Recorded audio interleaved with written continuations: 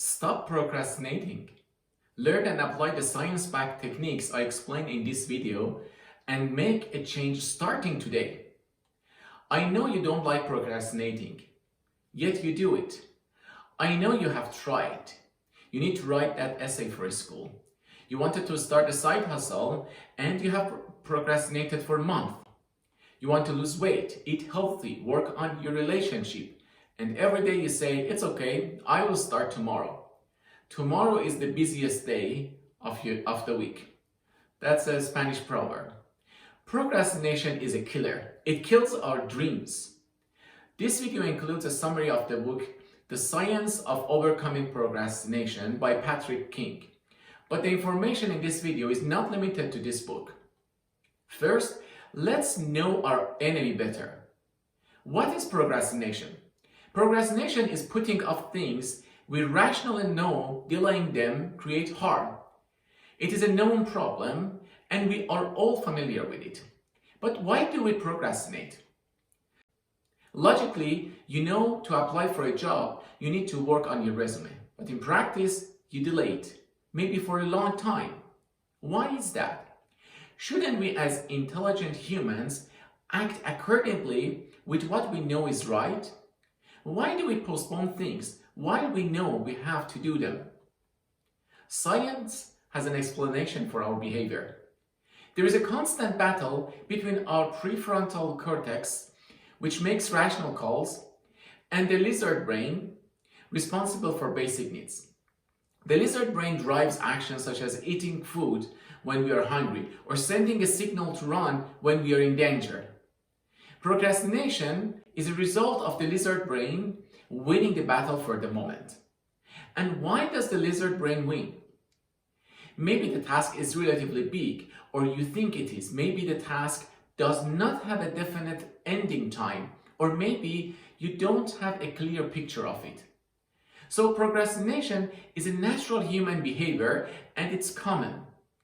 You're following the orders you're receiving from the inner portion of your brain. It is your instinct telling you not to work on something it considers not being pleasant for you. This primitive part of your brain is supposedly working in your favor because it's protecting you from work that does not create momentary joy. The problem is that putting things off results in further procrastination.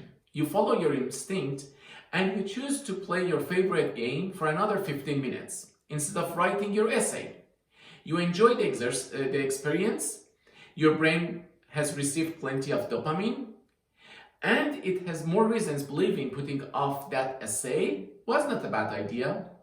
The scientific explanation of why we procrastinate is that we expect more pleasure from doing the alternate work.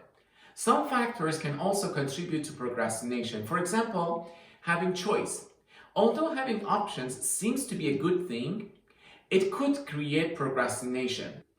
When you have multiple options, you delay deciding due to fear of missing out on the better opportunities. For example, imagine you own one pair of shoes that's appropriate for the summer. In summer, you always know to wear that pair of shoes. Now, if you have 5 pairs of shoes and a few of them goes with your outfit, you may take a few minutes in the morning deciding which one to wear. Another related issue is that we often want to maximize and we are not happy with what's just sufficient for us. For example, I want to buy a coffee maker. I spend more time than it's necessary for investigating different models. And even after the purchase, I wonder if I made the right decision. As a result, I may be a less happy person even though I had more freedom to pick what I wanted. One solution to this problem is to be conscious of what's sufficient and appreciated. Another example of how options could cripple us is the hypothetical case of Buridan's donkey. A hungry donkey is precisely put in the same distance from 2 piles of hay. It continues to starve because it cannot make a decision which pile of hay it eats from. Although this example is hypothetical and is extreme and does not happen to the donkey, it sometimes happens to us as humans.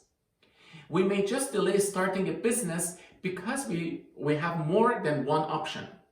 There are several techniques you can use to defeat procrastination. Before going through these techniques, keep in mind that being aware of your habits and what triggers for you procrastination empowers you to catch yourself when you do so and get back on track. First technique is breaking down a task into smaller pieces. Picturing the final product you need to create and the work you have to put into it can scare you and can stop you from taking action. Focus on achieving a small, reachable result and defeat procrastination by breaking the job down into smaller pieces. The subtasks should be so small that it's hard not to do them and just cross them from your list. Think about a task that you've put off for a while. I bet you can split it into 2 or more subtasks. Second, be forgiving. Not forgiving yourself for previous procrastination can result in further procrastination. It happens to everyone that they may have a bad day.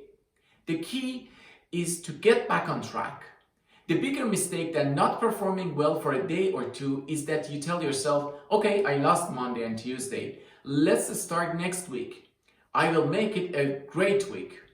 That's wrong. You don't need a new year, month, or even week. You don't even need a new day. Just get back on track. The third technique is creating momentum. Do not overthink. Start work within 2 minutes of remembering the task you need to do. You don't need to be committed to finishing it. You don't need to worry about its quality.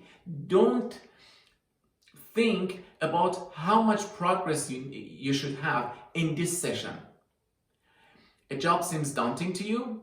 To get it started, set the threshold very low. For example, you want to create a YouTube video. Type in a document only the title of the section you want to cover. That's it. And even that you can change later if you want. Next is the visualization technique. This technique is for mentally overcoming procrastination by picturing the consequences of doing or not doing the task at hand. For example, how pleasant it would be that you will have finished your blog in a week from now and you will be responding to your readers' comments on it.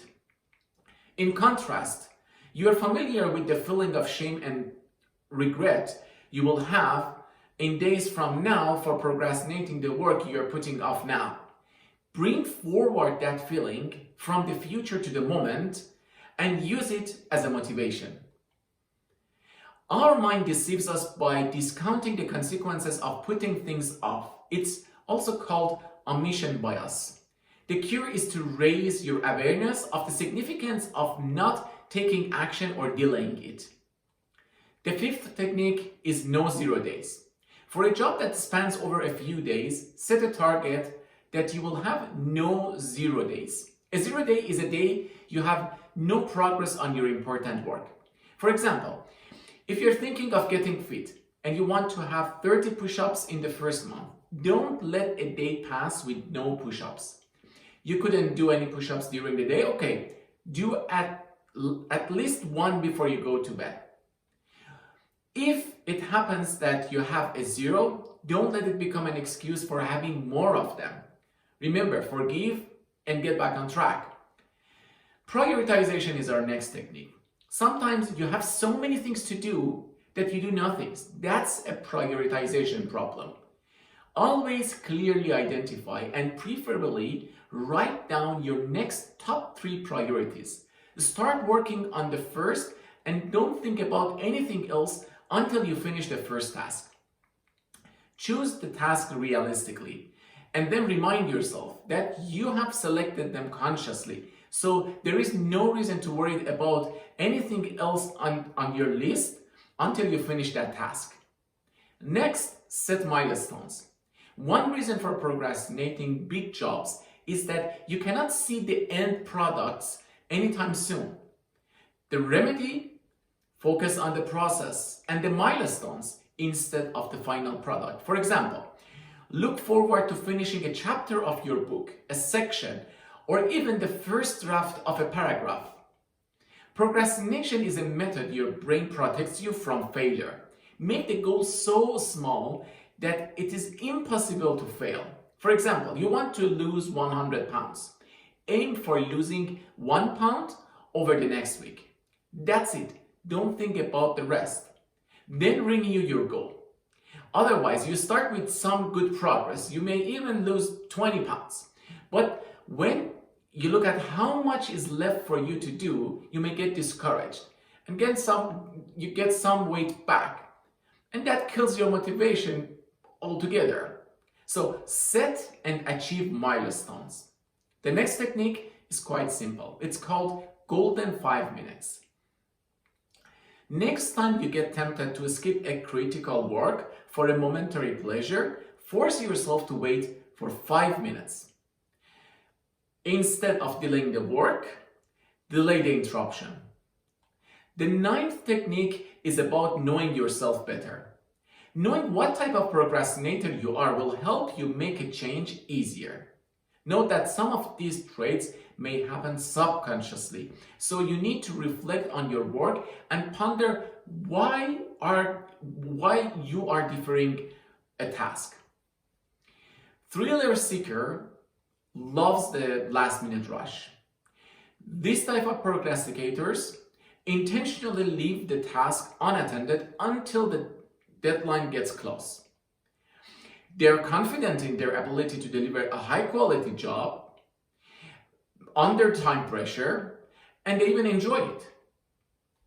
Avoiders fear failure or even success. Avoider procrastinators put off the task because of the fear of failure. And as I said, even sometimes success. Why success? Because you may subconsciously avoid success since it gives you the guilt of why you have not lived up to your fullest capacity in the past. And then it makes you responsible to do so in future. An indecisive procrastinator doesn't like to be held responsible. They are not comfortable taking responsibility for their decisions, and thus they procrastinate. Perfectionists like myself set a very high standard. So perfectionists, having set the bar so high for themselves that they know it is unlikely they can meet their standards, in the fear of getting judged or failing, they delay the work. At last, busy procrastinators are not good at prioritization. This group of procrastinators are always occupied with some work. They switch from a task to another task. Yet, when they look back, they haven't had any meaningful progress of their critical work. The main weakness of a busy procrastinator is the lack of proper prioritization. And the 10th technique I share with you today is a method you can remember by stinge. You select one task. You time box yourself. Ignore everything else. Work on it with no breaks, and then you give yourself a reward when you finish the job. For example, you set up an alarm for 30 minutes. Put your smartphone on Do Not Disturb mode and power through that blog post. When you're done, give yourself a treat, like listening to your favorite music for 10 minutes.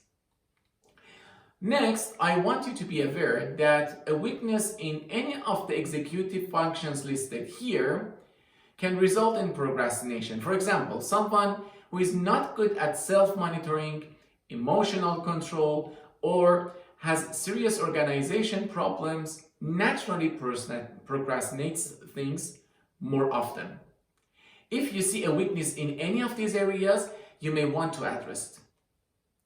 It can be interesting to look at procrastination from math and physics perspective. First, procrastination in math. Look at this formula. Motivation equals expectancy times value over impulsiveness times delay. What does it tell us? It says the higher the expectancy and the value, the higher the motivation. And the greater the impulsiveness and the delay, the lower our motivation will be. And what are the 4 factors that impact our motivation? Expectancy means how likely you think you succeed. Value is the benefit you get from the product you're working on. Impulsiveness is how easily you get distracted. And delay means how long you need to wait to get rewarded for the work. If you can change any of these factors, you can positively impact your motivation. For example, if you are very impulsive and you get distracted easily, try to reduce the chance of getting distracted by setting up a less disturbing working environment. Now let's look at procrastination from the physics perspective. A quick reminder of Newton's first law. Any object will remain at rest or in uniform motion in a straight line unless compelled to change.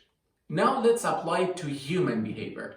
It takes effort and willpower to start a piece of work. When an individual begins working on a task, it becomes easier to continue progressing on it. The takeaway is to get the work started with tiny pieces of the task that require minimal effort and create momentum. 2 more notes here. Do only enough planning. Don't spend too much time more than needed on planning. That's a disguised form of procrastination, also called planning paralysis.